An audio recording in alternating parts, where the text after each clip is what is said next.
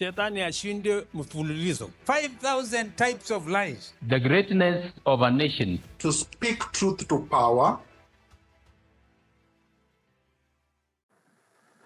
Hi guys, how are you today? Thank you so much for tuning in. My name is Wilson Ochar and I'll be your host for today at Sikiliza TV. And in today's episode, we just want to look at Raphael Tuju, the former Secretary General of Jubilee Party. And we've seen his videos going viral, him crying over his properties being auctioned by auctioneers. And questions are started to emerge online. What exactly is going on with Raphael Tuju? Let's just watch this news and his interview and see what is going on. Former Cabinet Secretary Raphael Tuju has officially written to the Chief Justice complaining about the conduct of some judicial officers and their integrity. Tuju questions the process the court used to give leeway for the auction of his property in Karen to proceed.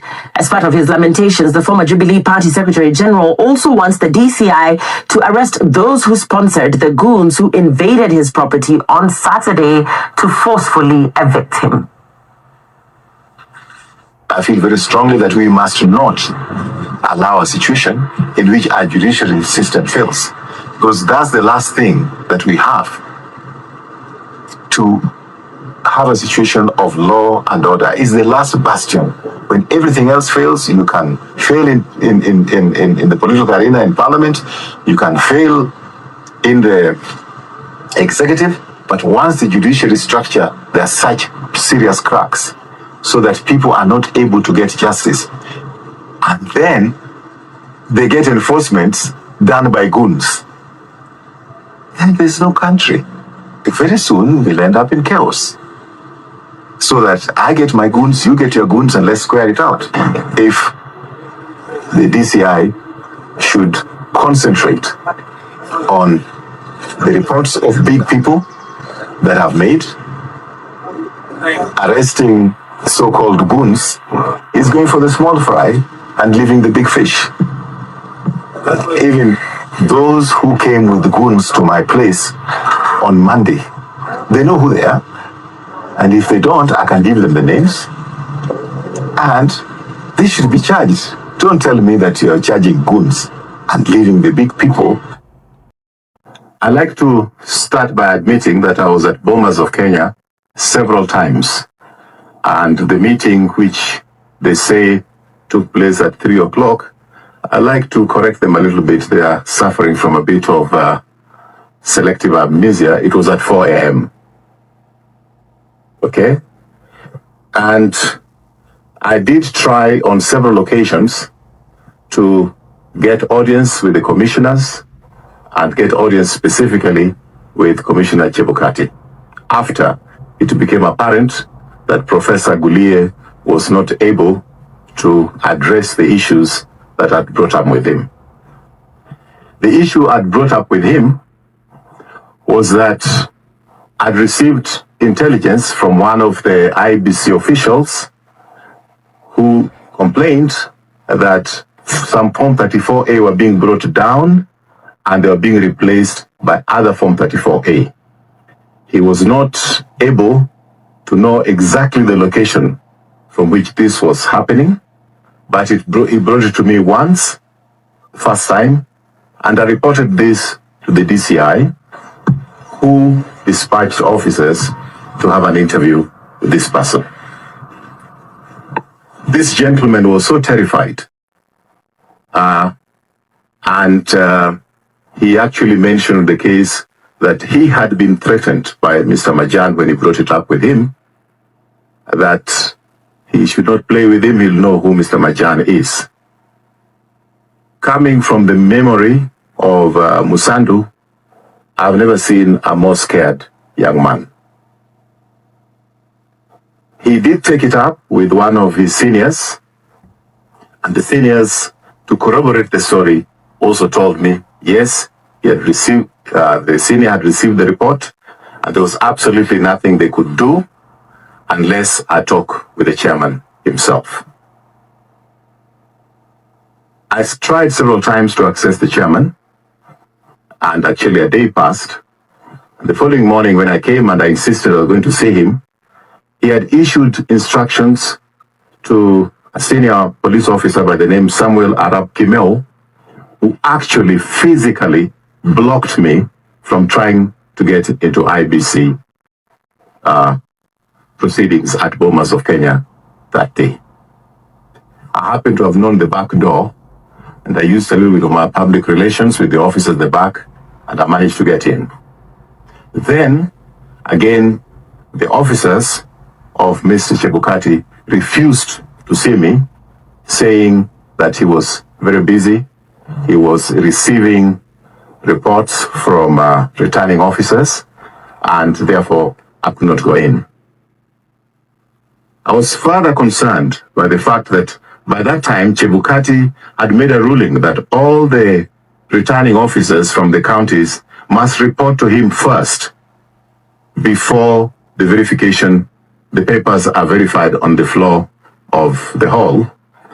I had concerns about that because he was himself close in that room with Mr. Molu and Mr. Marjan, and therefore it was obvious to me that something opaque was taking place. Finally, I did insist that nobody was going to stop me from getting into that office. I'm a Kenyan citizen, and I'm not trying to do anything wrong.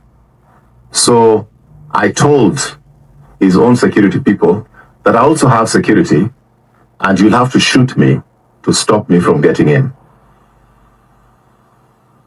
And I went in. And I found him with Modu, Marjan, and himself. And I brought these matters with him, and he told me he's busy now, he's got too many returning officers waiting for him, so he'll not be able to attend to me. So he told me to come later. I was polite, I left, I came back later at 8 o'clock. Then he told me, come back probably about midnight.